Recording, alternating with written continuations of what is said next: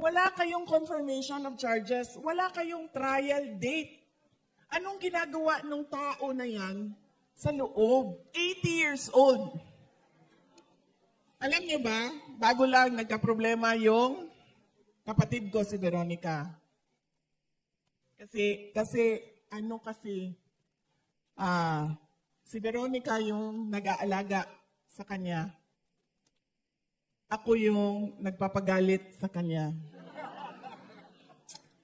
Pag mga chismis, ganyan, mga kung ano-anong pangpagalit, ako yun.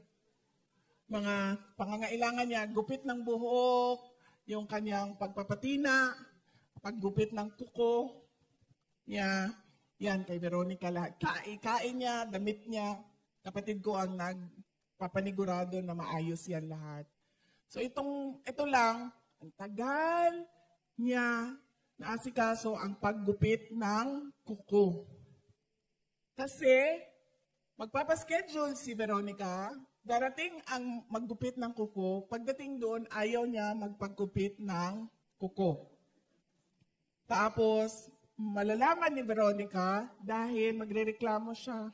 Meron kasi siyang manicurista na simula 1990s hanggang ngayon, yun pa rin ang kanyang manicurista.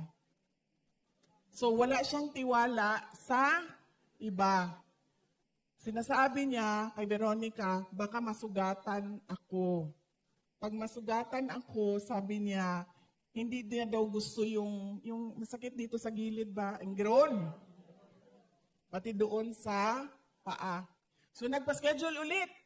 Pagdating nung nail technician, ayaw na naman niya magpa-gupit. So, hindi ko na alam kung anong estado ng tuko ni dating Pangulong Rodrigo Duterte dahil napagod na ako sa pagbabasa doon sa group chat dahil pina-follow up ni Veronica ng pina-follow up ang kuko ni dating Pangulong Rodrigo Duterte. So, yan po ang mga latest na updates sa kanyang kaso.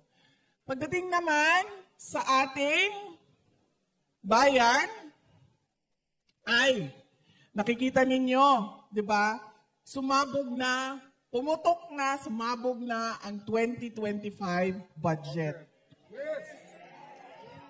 Kung maalala ninyo, July 2024 ako nag-resign. July 2024. Dahil yan din yung simula ng